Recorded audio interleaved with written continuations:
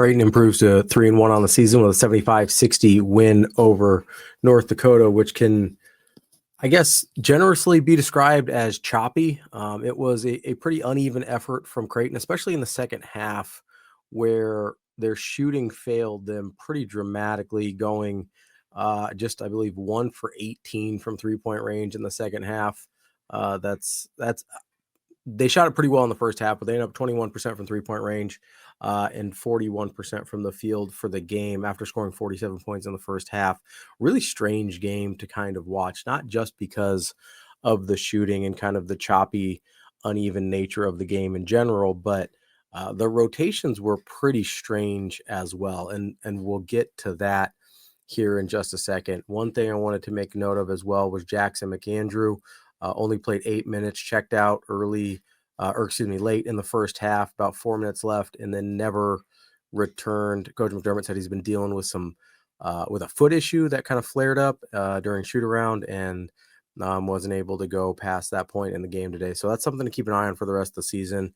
Obviously, Jackson McAndrew is a huge part of what Creighton wants to do this year in the Big East and beyond. So keep an eye on that. Did not score any points, just 8 minutes again tonight for Jackson McAndrew. And he struggled shooting the ball so far early on in the season as well. So that's definitely something to keep an eye on.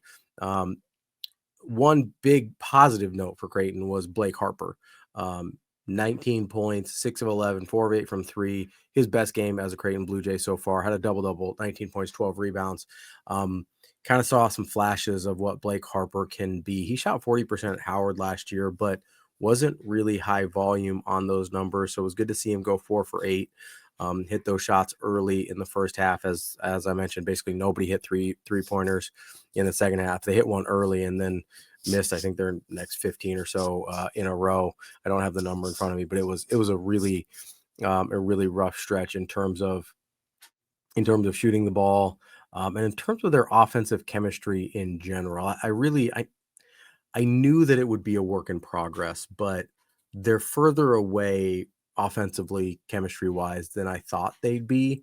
And I do think the point guard position is something I'm definitely keeping an eye on. I don't know if I'd raise it to the point of concern yet, but something that I'm definitely interested in because Nick Graves isn't a natural point guard, but it looks a little choppy with him running the show. So I don't know if they have another natural answer in the backcourt as far as point guard minutes. I don't think Ty Davis is it. He only played 2 minutes today, and I don't anticipate Ty Davis being a part of the rotation moving forward. It doesn't look like he is ready to play at this level. That kind of leaves Josh Dix, Fedor Zugic, maybe Austin Schwartz as some guys that can play point guard for Creighton. And I mean, Blake Harper technically played point guard for, I believe, for Howard last year. So I don't really think that's the skill set they want to use from him. But that's something to keep an eye on as well, is just that point guard spot. I think until they find some continuity there, the offense is going to continue to look uneven at best. And we saw that today against North Dakota. We saw it against Gonzaga, obviously, although I think that had a lot to do with Gonzaga. That's a really, really good basketball team and a high-level defensive basketball team as well. So that's something that we'll have to that Creighton will have to figure out through the course of the season. I don't know if Nick Graves as the primary ball handler is going to end up being the answer.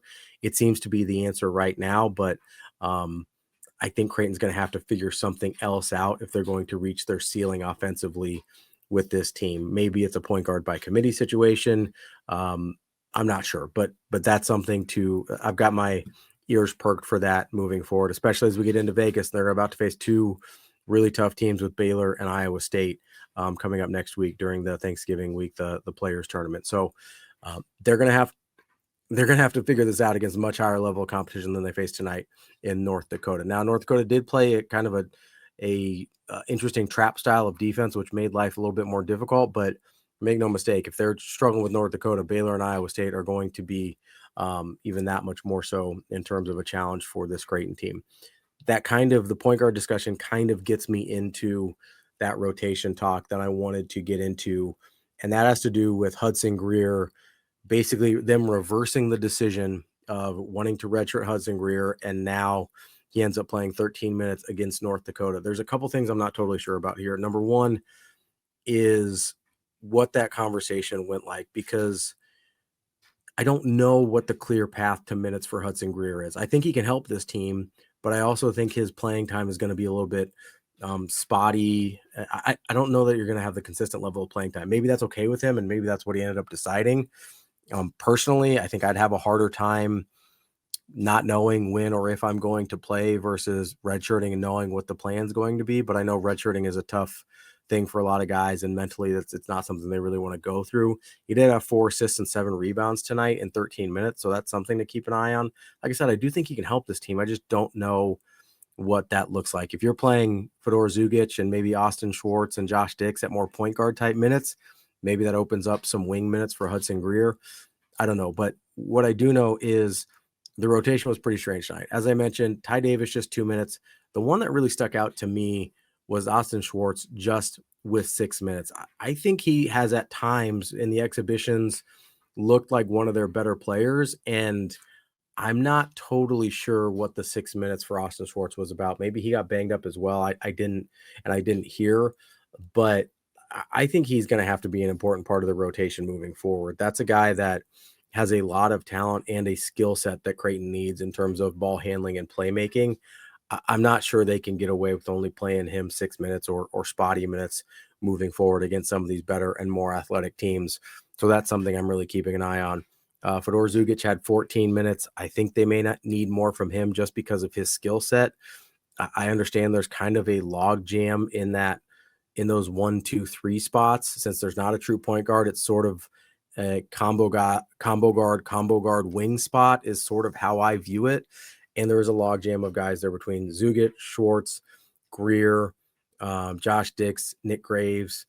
Blake Harper is really more of a 3-4, so I don't really throw him in there, although I suppose you can if you want him handling the ball a little bit.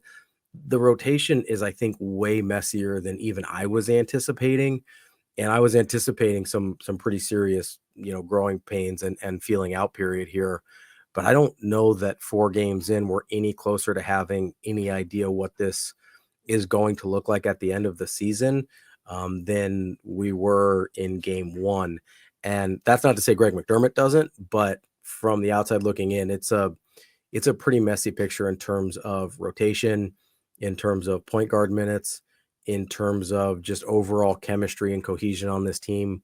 And I do think that it's not, we talk about chemistry with offense all the time, but I do think that's true with the defensive side of things as well, especially without Ryan Kalkbrenner there to clean things up. Chemistry on defense is maybe even more important than chemistry on offense. I do think they have enough playmakers on offense. They can probably get away with a lack of chemistry in certain areas if they're willing to go kind of more isolation ball at times, but defensively, they can't get away with that. They don't have good enough one-on-one defenders and ball stoppers and things like that to get away, or a rim protector like they had with Kalkbrenner, to get away with not being able to have a good chemistry on team defense. So I think the rotation getting figured out matters as much for that as it does on the offensive side of the ball, because guys tend to be able to figure things out on offense to a certain degree.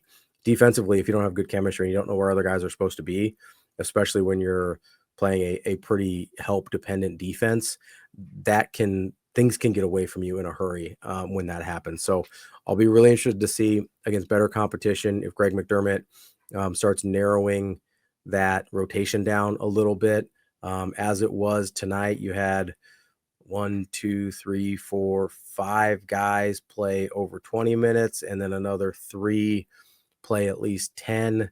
Yeah, that does include Karem Kanan, who played 9, and that doesn't include Jackson McAndrews, who played 8, who is going to be a part of the rotation if healthy. So, I mean, I think you're looking at basically 10 rotation guys right now, and that also doesn't include Austin Schwartz, who I think has to be part of the rotation.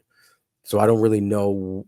I don't know where the cuts start to take place in minutes, but they're going to have to. That's 11 guys that I just named, and you're not going to run an 11-man rotation.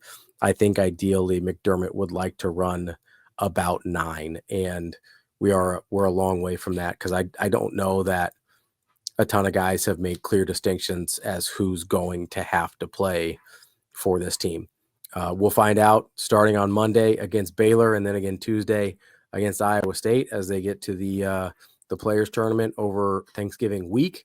I will come to you after those games as well and give you my thoughts on how Creighton performs. Hopefully, over the next few days, they're able to start figuring some things out now that they know Hudson Greer is going to be a part of the picture moving forward. But that's a special edition of Bluejay Breakdown. I'm Ravi Lulla, and we'll talk to you soon.